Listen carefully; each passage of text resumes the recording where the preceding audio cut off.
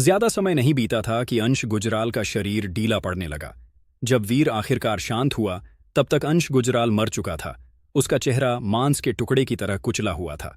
Bloody slayer के शरीर और secret blood beast soul armour के साथ, यहां तक कि वे लोग भी जो हाइपर जीनो आर्ट्स का अभ्यास करते थे, ऐसे जबरदस्त आघात को सहन नहीं कर सकते थे।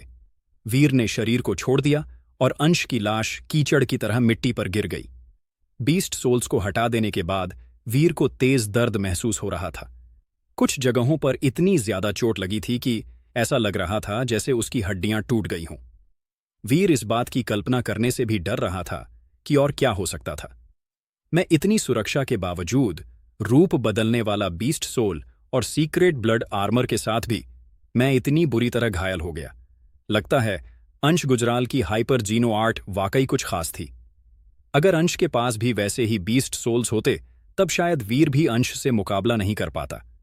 मृत शरीर को देखते हुए वीर थोड़ी देर झिझका, फिर उसकी तलाशी ली, ये सोचकर आखिर ये बंदा है कौन।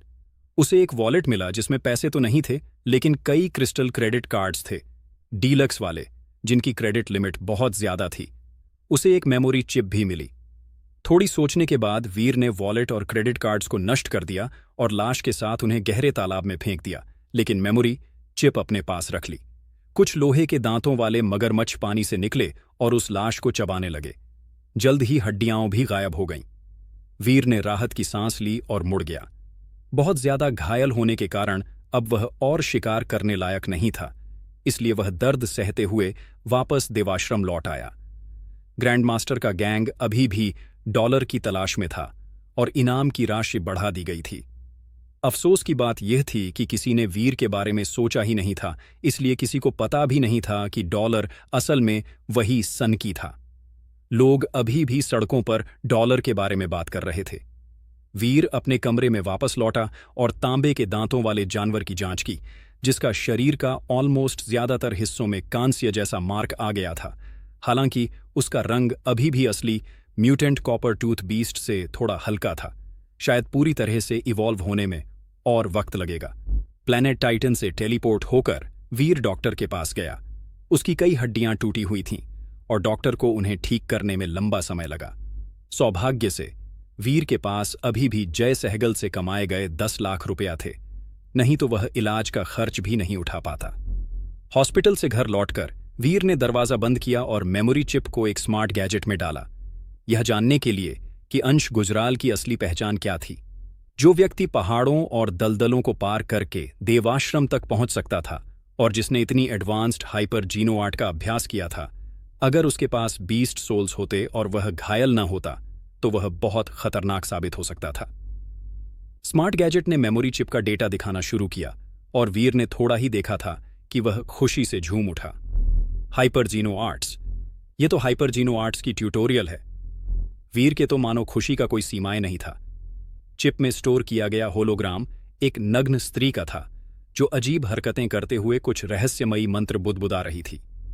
हर मूवमेंट के साथ वह उसकी व्याख्या भी कर रही थी। हालांकि वह स्त्री बेहद खूबसूरत थी, लेकिन वीर उसकी बातों में इतना खो गया कि उसके मन में कोई और विचार ही नहीं आया। जेडस्किन, क्या यह वही हाइपर जीनो आर्ट नहीं है जिसका उपयोग अंश गुजराल कर रहा था? वीर ने जब अंश से उसकी ताकत देखी थी, तब से वह बहुत खुश हो गया। अपने कमरे में खुद को 48 घंटे के लिए बंद कर लिया। वीर ने चिप का सारा कंटेंट याद कर लिया और फिर उसे नष्ट कर दिया, ताकि यह भविष्य में कोई खतरा न बन जाए। जेडस्किन की ट्यूटोरियल देखने के बाद वीर को और पक्का यकीन हो गया कि अंश जरूर कोई बहुत बड़ा आदमी रहा होगा। वीर ने अब ठीक होते हुए जेडस्किन का अभ्यास शुरू कर दिया। वह पहले से ही यह सोच रहा था कि कुछ पैसे कमाने के बाद कोई हाइपर जीनो आर्ट्स की ट्यूटोरियल खरीदेगा, लेकिन जो खरीदी जा सकती थी वो सब सस्ती थीं। जेडस्किन की तरह प्रीमियम नहीं पाया जा सकता था। उसे पता था कि जेडस्किन का अभ्यास करना शायद उसे एक्सपोज कर दे, लेकिन फिर भी उसने फैसला किया कि वह शुरू करेगा। अगर वह इस मौके को छोड़ देता तो शायद कभी भी प्रीमियम हाइपर जीनो आर्ट का अभ्यास न कर पाता। कई दिनों तक अभ्यास करने के बाद वीर को महसूस हुआ कि उसका शरीर और ठंडा हो गया है। उसकी बॉडी टेम्परेचर सामान्य से 5 डिग्री फ़ारेनहाइट कम थी। यह कोई परेशानी वाली बात नहीं थी, बल्कि एक ताजगी देने वाली अनुभूति थी। वीर को महसूस हुआ कि उसका शरीर ज्यादा फुर्तीला हो गया है, जैसे उसकी कोशिकाएं ऊर्जा से भर गई हों। जैसे जैसे वह अभ्यास करता गया, उसकी त्वचा और चिकनी होती गई और उसका शरीर और मजबूत। वीर रहेजा घर लौटने के बाद जेडस्किन का अभ्यास करता रहा और अपनी शक्ति पुनः प्राप्त करता रहा। हर 2 दिन में वह प्लैनेट टाइटन जाकर कांस्य दांतों वाले जानवर की जांच करता। उस जानवर को काला क्रिस्टल निगलने के समय से लेकर म्यूटेंट प्राणी बनने में आधा महीना लग गया, लेकिन वह अब भी एक नॉर्मल कांस्य दांत वाले जानवर के आकार का था, जबकि जिन म्यूटेंट कांस्य दांत वाले जानवरों को वीर ने देखा था वे उससे दुगने आकार के थे। आकार के अलावा जिसमें वह बदला था वह ज्यादा मजबूत भी नहीं था, एक असली म्यूटेंट जैसा बिल्कुल नहीं। वीर ने अपनी मिश्र धातु की छुरी निकाली और जानवर की गर्दन पर वार किया, लेकिन कोई नुकसान नहीं हुआ, उसकी छुरी ही टूट गई। तो यह नॉर्मल से कुछ अलग है। वीर ने ब्लडी स्लेयर का रूप लिया और जबरदस्ती उसकी गर्दन तोड़ दी। म्यूटेंट कांस्य दांत वाला प्राणी मारा गया। कोई बीस्ट सोल प्राप्त नहीं हुआ। इसका मांस खाने से 0 से 10 तक म्यूटेंट जेनो पॉइंट मिल सकते हैं। अपने मन में आवाज सुनकर वीर बहुत खुश हुआ। ये भले ही जंगली म्यूटेंट कांस्य दांत वाले जानवर से अलग दिख रहा हो, लेकिन जब तक यह सच में म्यूटेंट प्राणी है तब तक यह ठीक है। अब जो बात उसे परेशान कर रही थी वह ये थी, इस म्यूटेंट कांस्य दांत वाले जानवर को कैसे बेचना। उसे सच में पैसों की जरूरत थी, वरना वह इसे खा सकता था। अब जब पूरा देवाश्रम डॉलर को ढूंढ रहा है तो उसका रूप लेकर कुछ भी बेचना बहुत खतरनाक है, लेकिन अगर मैं अपनी असली पहचान में बेचूं तो वह भी मुसीबत होगी। कुछ सोचने के बाद वीर ने डॉलर का नाम ही इस्तेमाल करने का फैसला किया। और दूसरे साइड जय सहगल इन दिनों परेशान था। अवनी शेरगिल ने उससे कहा था कि वह डॉलर को ढूंढे, लेकिन उसे डॉलर के बारे में उतना ही पता था जितना अवनी को। तो वह क्या करता?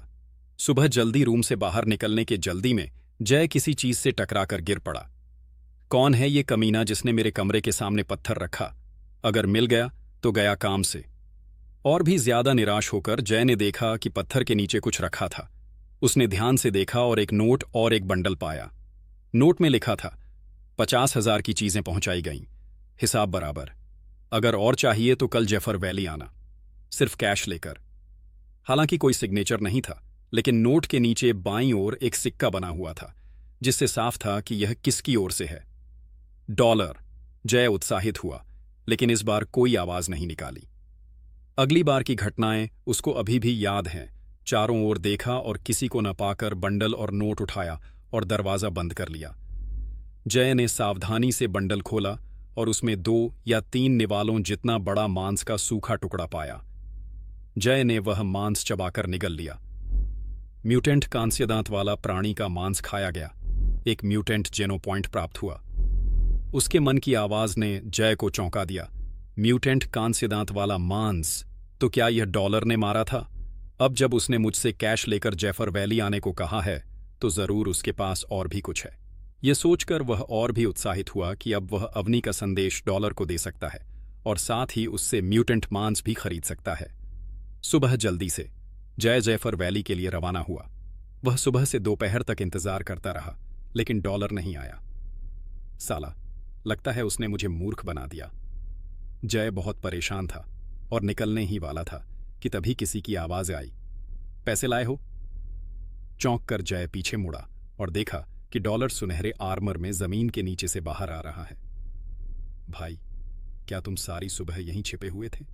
जय ने वीर की ओर देखते हुए कहा। मैं तो पिछली रात से यहीं छिपा हुआ हूं। तुम जानते हो अभी क्या हालात हैं, मुझे सावधान रहना पड़ता है, वीर ने सामान्य स्वर में कहा।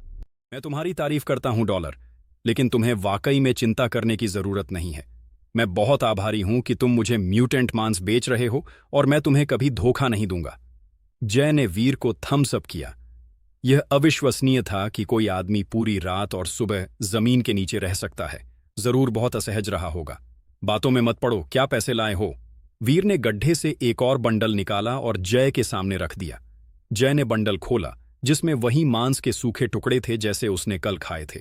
इसमें कम से कम 5 पाउंड का मांस लग रहा था। जय ने उत्साहित होकर पूछा, डॉलर, क्या यह सारा मांस म्यूटेंट कांस्य दांत वाले प्राणी का है? हाँ, पूरा म्यूटेंट कांस्य दांत वाला प्राणी यहीं है। 2 करोड़ में मिलेगा, कोई मोलभाव नहीं, वीर ने कहा। ठीक है, 2 करोड़ ठीक है। जय ने नोटों के बंडल वीर को दिए, लेकिन उसे संदेह था कि क्या यह सच में पूरा प्राणी है, क्योंकि और मांस होना चाहिए था। वीर ने उसका संदेह देखा, पैसे लिए और कहा, यह मांस पारंपरिक तरीकों से बनाया गया है, इसलिए थोड़ा सिकुड़ गया है। निश्चिंत रहो कि पूरा प्राणी यहीं है। वीर ने कांस्य दांत वाले प्राणी को मांस के सूखे टुकड़ों में इसलिए बदला था ताकि कोई उसके छोटे आकार को लेकर सवाल न करे। बिल्कुल, मुझे तुम पर भरोसा है। जय रुका और फिर बोला, डॉलर, तुम्हें पता है मैं अवनी शेरगिल के लिए काम करता हूं। उसने एक संदेश भेजा है। वो उस सीक्रेट ब्लड बीस्ट सोल और सुनहरी कुल्हाड़ी को खरीदना चाहती है जो तुम्हें कुछ दिन पहले मिली थी, और वह अच्छी कीमत देने को तैयार है। ओह, क्या कीमत दे रही है? वीर को सुनहरी कुल्हाड़ी बेचने में दिलचस्पी थी क्योंकि वह ज्यादा पोर्टेबल नहीं थी, उसे अब तक इस्तेमाल नहीं किया गया था और वह दबी हुई थी। यह तो तुम्हें खुद ही तय करना होगा, मैं तो बस संदेशवाहक हूं। जय ने कंधे उचकाते हुए कहा, अगर तुम अवनी से मिलो तो कहना कि अगर वह वाकई इसे खरीदना चाहती है तो वह कीमत बताए और तुम उसे मेरे पास लाओ।